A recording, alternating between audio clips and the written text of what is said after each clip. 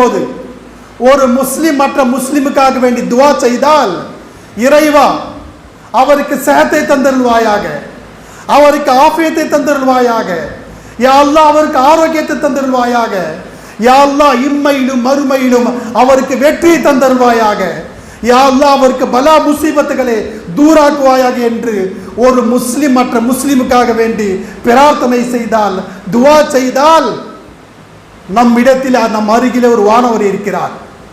அந்த வானவர் என்ன சொல்றாருன்னா, இறைவா நாம் கேட்கக்கூடிய துவா அனைத்திற்கும் ஆமீன் ஆமீன் என்று சொல்கிறார்.